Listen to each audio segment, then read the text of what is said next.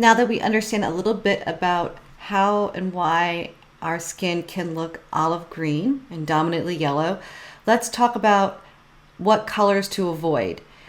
And these tips can be used not just for olive skin tone, but for anyone that has dominant coloring in their skin that they want to balance. So if you're dominantly pink or dominantly red, you're going to probably have the same sort of feelings when it comes to certain colors. So I'm going to be talking specifically about olive green skin tone and dominantly yellow skin tone, but just know that you can apply these same ideas to yourself.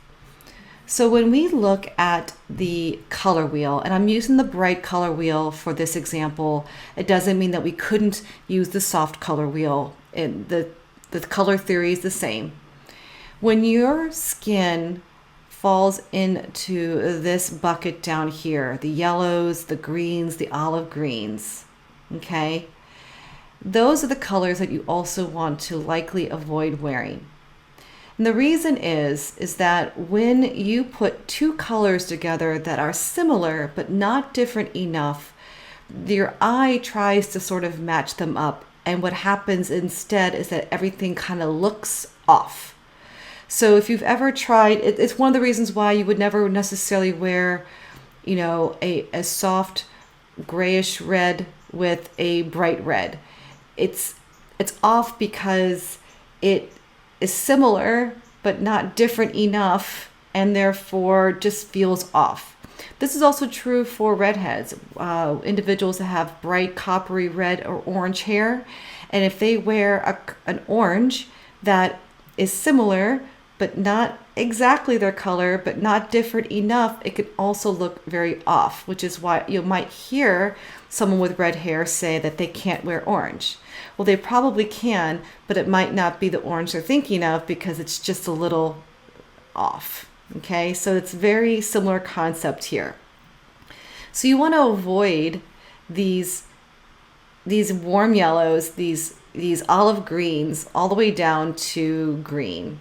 After that, things open up, okay? And if you are someone that has olive skin tone but has warm undertones, you can start to step out beyond the golden yellow. Even golden yellow for you, like mustards and stuff, even though you have warm undertones, you will likely not really feel great in these colors down here, and you want to end up over here into more of the oranges, red oranges, and so on. And then of course any of your other universal colors on the other side. All right, so we're still talking about colors to avoid. Let me just give you some examples. When you have this dominantly yellow or green tone to your skin, colors like this that might be in your color palette may not feel right. They're going to make you feel a little off and really enhance the green, which you may not find desirable. Same with these mustard yellows. You'll have the same effect. If you've got dominant yellow skin, it's going to feel more yellow. Even here on the left hand side, I put a little bit of a lighter golden yellow up against her and more of a deeper mustardy golden yellow up against both of them, and those colors simply do not flatter them at all. We can even do more of dusty colors as well, and the reason I had shown this is because, and I don't know what the scientific reason is going to be for this, but I'm just going to put it out there. I've noticed that individuals that have this olive skin tone and dominantly yellow skin seem to look better in the brighter colors. I don't know exactly why that might be. Maybe because often I get individuals that look like the woman on the right, and the deeper colors really look great in the brighter colors. Or it could just simply be that the colors that have a little bit of grunginess to them, or dustiness to them, is just not counteracting the dominant olive green and yellow. I don't know exactly, but I will put it out there that I think that some of the colors you might want to avoid are going to be some of those softer, dustier, and earthier colors, and to stick to some of the clear, brighter tones. Okay, so let's talk about colors that you might want to explore and wear that will be more flattering and you'll feel better in them. So like I said, down here is where you can say your skin tone is these greens and yellows. These are the colors to avoid also.